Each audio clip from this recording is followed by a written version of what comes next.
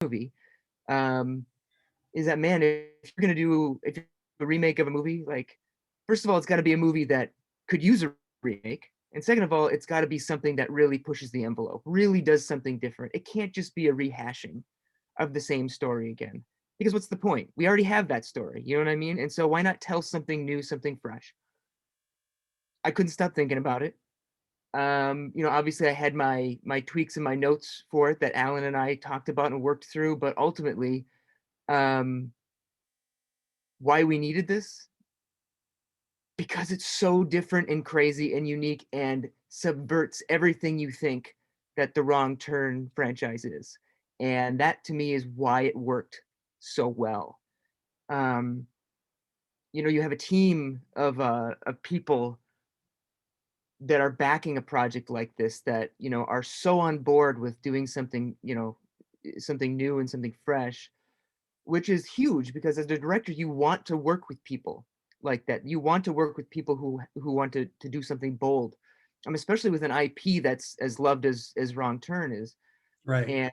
And when I saw, that sort of passion, both in like the studio executives and Alan, um, I was like, man, I pitched for the movie and I really liked it. And I saw that passion, that bold, that wanting to do something bold with this.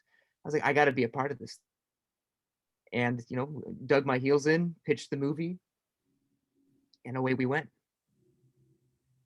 Well, I'm glad you did. It's to be honest, I'm kind of fed up with all the remakes and reboots these days. Um, Understandable. and I was a little apprehensive, watching the screener. Um, but as you say, it does take it in a different direction, and your telling of this story is very bold and uh, aggressive. I enjoyed the movie. Well, that's great. I'm glad. Now, as you mentioned, Alan McElroy wrote this film, but he also wrote the original 2003 film. Why did he rewrite it? Was he not happy with his original film version, or No, not at all. I mean, I know Alan has a soft spot for that movie. He's really proud of that first movie.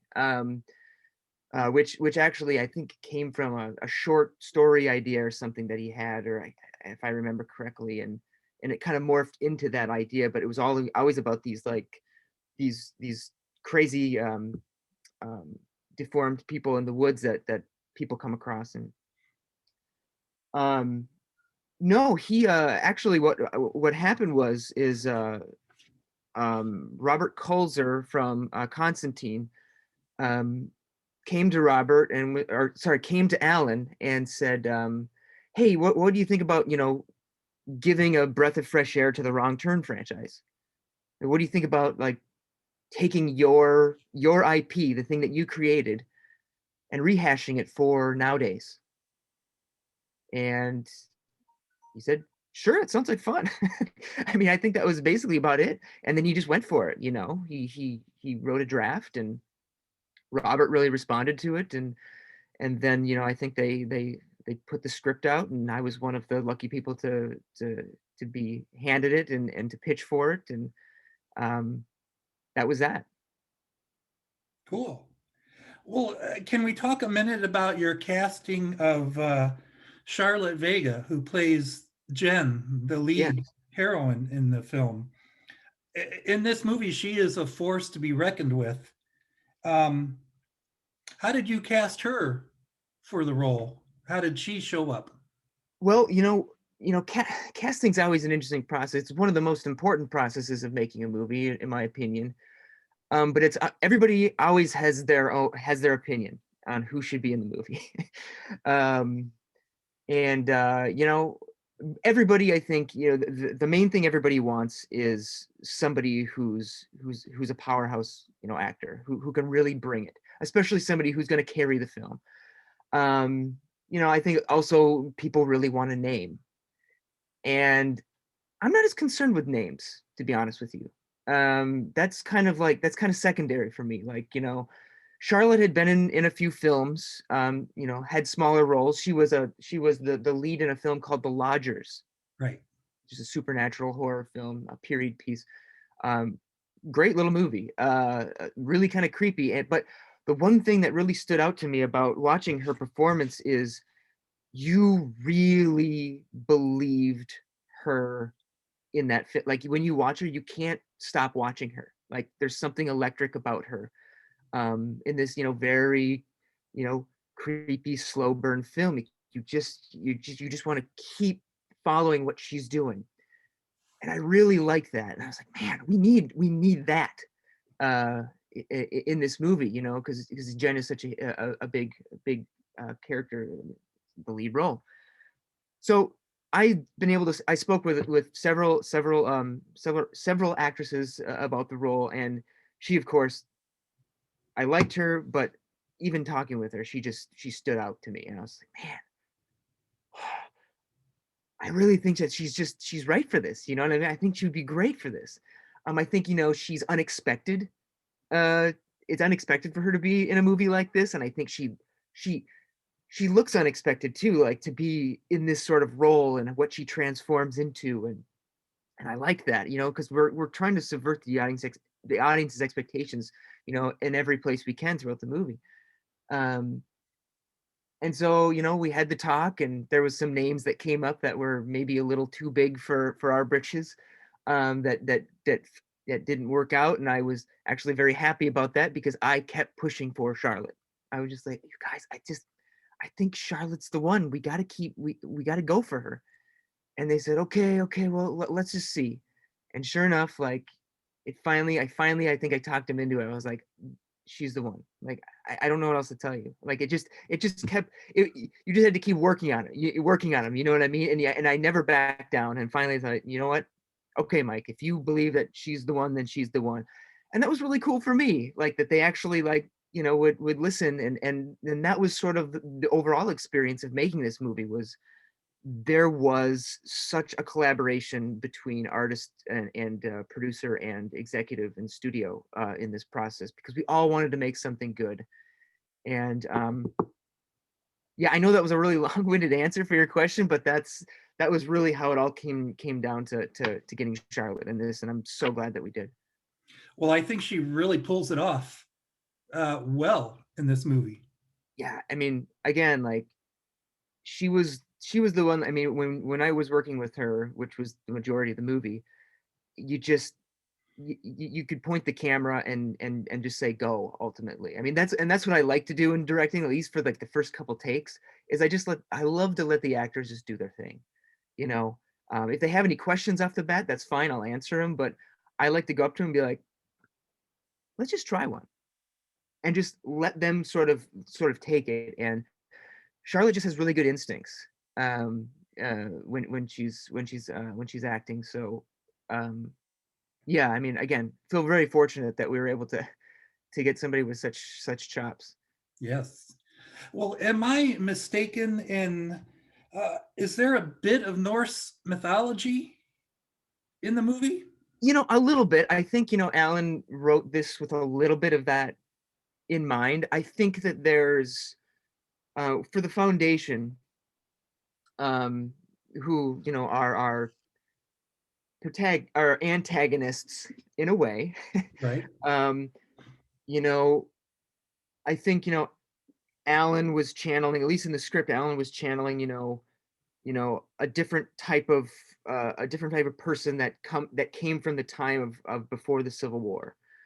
That, you know, when they went up on that mountain, to escape everything that was going on, all the turmoil that was going on in the States, at that time, you know, it was about what would a group of people do to survive in the wilderness like that, um, and what flourishes and things would they take with them from the world, below the mountain.